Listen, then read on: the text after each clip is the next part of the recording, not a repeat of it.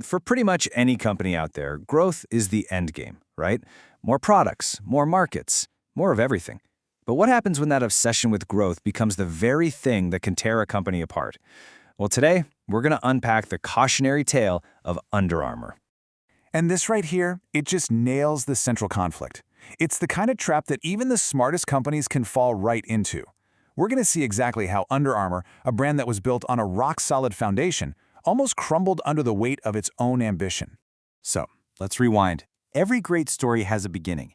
And for Under Armour, it all started with a really simple personal problem. The founder, Kevin Plank, was a college football player, and he was just sick and tired of his heavy, sweat-soaked cotton t-shirts weighing him down. He knew there had to be a better way. To really get why they exploded onto the scene, you gotta ask this question. And notice I'm not asking about the product, I'm asking about the job. What was the actual job that needed to be done? And that question leads us to this really powerful idea called jobs to be done.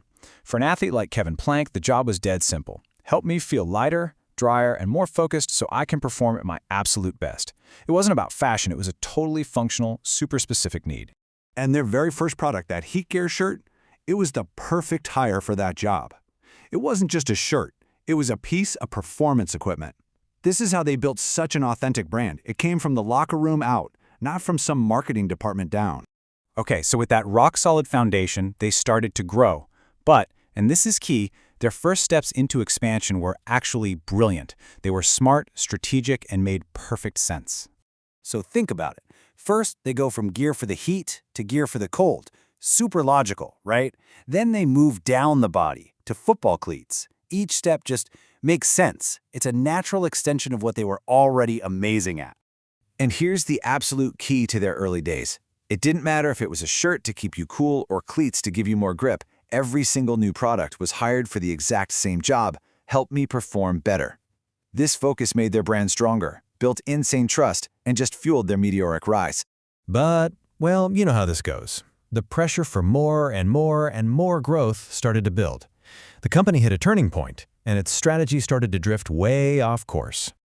All of a sudden, they started chasing these huge, trendy new markets. We're talking high-fashion sportswear, trying to compete with luxury brands on the runway. And then they went all in on digital, dropping over $700 million to buy up fitness apps like MapMyFitness and MyFitnessPal. And right here, this is where that sharp, focused brand just starts to splinter. The core job to be done wasn't just help me perform better anymore. Now it was also help me look cool, help me track my calories, and help me manage my data. The whole thing started to get messy. So what went wrong? I mean, on paper, this sounds ambitious, right? Why did it all backfire so spectacularly? Let's break it down. Okay, first up, they just didn't have the right skills. Turns out being a master of performance fabrics does not automatically make you a high-fashion guru. Second, their brand got watered down. That powerful, sharp identity of serious performance became this blurry, everything-for-everyone mess. And third, those huge bets on digital, they just didn't pay off. And if you want to see what that failure looks like in cold, hard cash, look at this. They bought MyFitnessPal for $475 million, and then had to sell it just 5 years later for $345 million. That's a staggering $130 million loss. This wasn't just a misstep. They were actively burning cash. So this whole story isn't just a cautionary tale. It actually reveals a super powerful rule for any company that wants to grow. It's a way to separate the smart growth from the destructive kind. So what is it? What's that magic rule that separates Under Armour's early home runs from its later strikeouts? How do you know when to expand and when to just stay in your lane?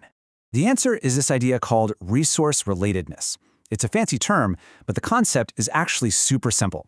It just means you should only expand into areas where your existing strengths, your brand, your skills, your team give you a real, undeniable edge. It's about having a home field advantage.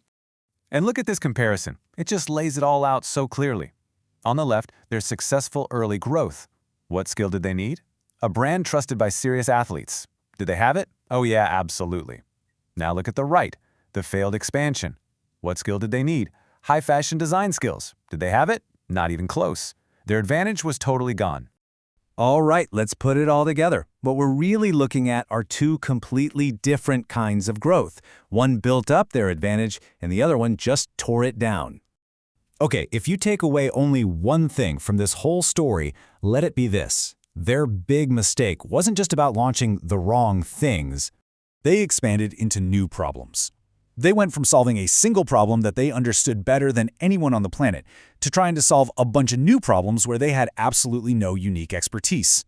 Think about it.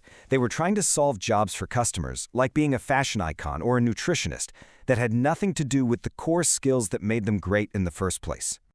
And that is the real lesson here, isn't it? Not all growth is good growth. The companies that really win, the ones that last, they don't just chase every shiny new opportunity. They have the discipline to stay focused on what makes them truly special. So I'll leave you with this question, and it's one you should ask about any business, big or small. Is your next move building on your unique advantage, or is it destroying it by chasing a problem you have no business trying to solve?